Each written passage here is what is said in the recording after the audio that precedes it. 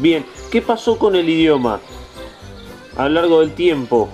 Y bueno, el idioma, o sea, en principio acá en la colonia, bueno, hablaban todo el ruso alemán. Todo el ruso alemán. Incluso Perdón, el ruso alemán no es ni ruso ni alemán, es una mezcla. ¿Una mezcla es? Es una mezcla. Sí, sí, es un dialecto, digamos. Un dialecto. No es alemán puro ni ruso puro. Claro. Se hablaba, es ruso-alemán, dialecto ruso-alemán. Y a eso le iban mezclando algunas palabras en español, en castellano también. O sea que era bastante difícil. Si venía un ruso no lo entendía, un alemán no los entendía un poco y el español y si un venía poco y nada. Claro, si venía de una colonia vecina que hablaba español, complicadísimo. Complicado. Y bueno, en principio acá había una escuela, digamos, una escuela de la iglesia, escuela religiosa, que dentro de otras cosas enseñaba el idioma. Claro. Aparte de cuestiones religiosas, se enseñaba el ruso, se escribía, ¿no? El ruso, no, el alemán, perdón, no el ruso. Enseñaban el alemán, el idioma alemán, y a escribir en letra gótica el alemán, digamos. Pero después con el tema de la escuela, digamos, para ir a la escuela, en el 1913 se comienza con la escuela acá en la colonia también. Y bueno, el hecho de ir los chicos a la escuela tenían que sí o sí aprender el español. El español, claro. Entonces ahí fue, en los primeros años, un poco difícil los chicos, de ir de la casa a hablar todo en ese dialecto ruso-alemán, a ir a la escuela, y bueno, obligado hubo que empezar a aprender el español. Digamos, y en el caso mío particularmente también, yo era chico, hablaba todo en dialecto ruso, y después cuando empecé a ir a la escuela, tuve que aprender el castellano. ¿Y hay gente que lo conserva, que lo recuerda más o menos el dialecto, o ya la generación de ustedes es la última? No, en el caso de mi mamá, que vive todavía, ella habla algo, no mucho porque se va perdiendo con el tiempo. Y digamos, se va olvidando, ¿no sé? Entiende muy bien y por ahí habla algo, digamos. Yo entiendo algo todavía, algo recuerdo, y hablar muy poco. O sea, de hablar todo, hoy por hoy, por el simple hecho de dejar de hacerlo, uno va perdiendo, digamos. Y te quería comentar, y en principio acá los cultos eran todos en alemán, digamos, porque los pastores que venían a dar culto hablaban el alemán, digamos. Entonces se daban los cultos en alemán hasta el año, prácticamente los años 60, 1960, 65. Ahí se empezaron recién a dar cultos en castellano. O sea que los chicos tenían que sí o sí algo saber, y bueno, y por ahí cuando tenían que hacer la confirmación estudiaban de memoria todo. Por ahí calculo que ni sabían lo que decían, pero bueno, era obligación la comunión y los cultos en alemán. Recién, o sea, pero que estaban durante toda la celebración sin entender prácticamente. Yo supongo. Pero como en la casa se hablaba algo, supongo que algo entendían en los cultos, pero calculo que mucho también se aprendía de memoria cuando tenían que pasar la comunión. Y recién en los años 60 y algo, no sabría decirte bien específicamente, se empezaron a dar cultos en castellano. Y había un culto en castellano y uno en alemán. Hasta que hacía un par de años y se dejó de dar el alemán, porque ya esa gente, digamos, mayor ya no estaba. Entonces ya las nuevas generaciones ya entendían todos castellano, porque hasta esos años había gente que no entendía el castellano, por ejemplo, era un tema, ¿no? ¿Y este carro ruso es de la fábrica que hubo acá? Ese carro ruso es uno de los que se fabricaron acá en la colonia, que era mi bisabuelo, digamos, fabricante. Sí, ese es un modelo, ese era un carro de transporte, digamos, carro liviano. Tirado por caballos, obviamente. Entonces tiraba por caballo, era para transportar, que para personas, más que nada, lo usaban mucho para transportar personas, el medio de movilidad, porque ante la familia, digamos, eran bastante numerosas. Entonces le ponían 2 asientos, 3 asientos al carro, era como un doble cabina, una camioneta, o triple, una combi, y con eso viajaban, venir al culto, para ir al pueblo. Y también se usaba para transporte por ahí, para sacar la cosecha del campo, el trigo, a veces para si no había que ir muy lejos, se llevaban esos carros también. Claro, eran carros livianos, ágiles, que permitían salir los caminos de entonces, lo que serían, ¿no es cierto? Entonces eran muy prácticos. El modelo lo trajeron obviamente desde Rusia. Es un modelo que se hacía en Rusia, ¿no es cierto? Porque acá en la provincia después, digamos, habían otras fábricas más que fabricaban el famoso cuento del carro ruso, las canciones por ahí que se escuchan, son los mismos modelos. Ellos traían un modelo que se hacía en Rusia, y todas las fábricas que había en esa época hacían el mismo modelo de carro, con alguna característica por ahí de acuerdo al fabricante, digamos, que le daba alguna diferencia, pero Ese era uno de los modelos, digamos.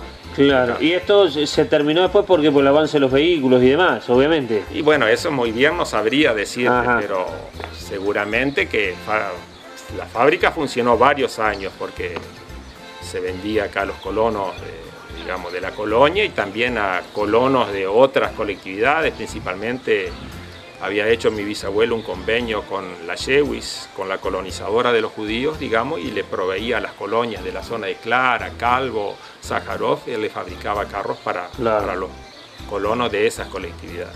Bien. Y seguramente después con los años aparecieron otros medios de transporte y mi bisabuelo, los hijos no siguieron, digamos, tampoco la carpintería, nada, digamos, se dedicaron todos a ser productores nomás de trigo y seguramente que se dejó por cuestiones económicas o porque no había quien lo siga la fábrica, ¿no? Bien, para ir cerrando, cuando eras niño, ¿qué comidas tradicionales recordás? Es decir, cuando el acervo cultural que ellos trajeron estaba mucho más presente que ahora. Y bueno, viste que antes, por ejemplo, se comía mucho lo que se producía. Claro. En el campo, digamos, no se iba mucho a la ciudad. Entonces por ahí eran, digamos, bueno, frutas, verduras del campo, lo que se producía. Después se hacían muchas comidas derivadas de la leche, se ordeñaba, se hacía queso, ricota, se hacía con harina, después, viste, se hacían moler la harina al trigo los productores, habían molinos en la zona, digamos, se hacían moler la harina, tenían harina y hice muchas comidas de harina, fideo, gnocchi, montones de comidas hechas en base de harina. Harina y derivado de la leche eran mayormente lo que se comía, digamos, y carne muy poco, porque más que nada se comía aves, gallinas o pollos que se criaban en la granja, digamos, en las casas. Hacienda no, porque no había carnicería, no había nada en principio en la zona y carnear un animal, salvo las carneadas que se hacían para hacer, digamos, los famosos chorizos, digamos, las carneadas que se hacían y se ponía carne a conservar, carne salada y esas cosas para poderla conservar porque no había medios de conservación. Está muy bien. Entonces eso era otra de las cosas, pero todo básicamente lo que se producía en la granja, en el campo. Claro, y ustedes acá atrás, no sé, perdón, no sé si usted o no, pero hay un cementerio alemán, ¿no es cierto? Eso, ¿a quién se entierra y cómo funciona? Ese es un cementerio, o sea, cuando vinieron los colonos, digamos, a la colonia, en el año 1895, lógicamente, tenían su familia, los que, digamos, fallecían, tenían que buscar un lugar, no había cementerios acá en la zona. Entonces uno de los miembros, el mismo señor que donó el terreno para la iglesia, para hacer el templo,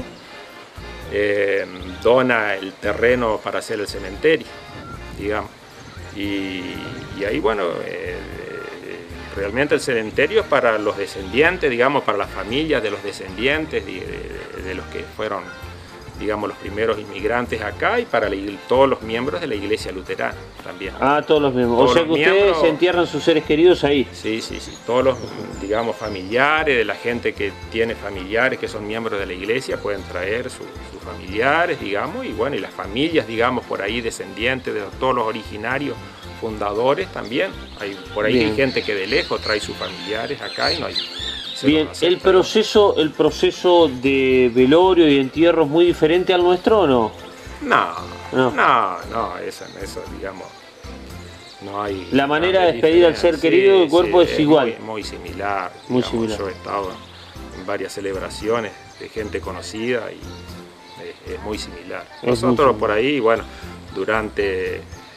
digamos, el velatorio y durante la sepultura, digamos, se canta mucho, somos una iglesia, una comunidad que canta mucho, así un poco hacer alabanzas y cosas, pero después las palabras de nuestro pastor o de los sacerdotes son palabras de consuelo hacia la familia, digamos, mayormente. ¿Entierran en tierra, digamos? En tierra, sí, acá es en tierra.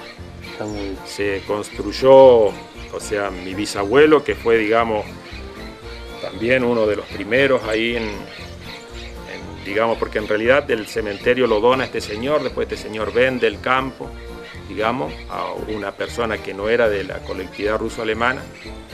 Luego mi bisabuelo, que era cuñado de este hombre que había donado el terreno, vuelve a comprar el terreno, digamos, del cementerio, el campo donde estaba el cementerio y el templo. y ahí él hace construir un panteón con la idea de que estén los restos de él y de sus hijos en el panteón, digamos, afuera, no en tierra. Pero el único que estuvo en el panteón fue él, mi bisabuelo, y después los hijos ninguno quiso estar.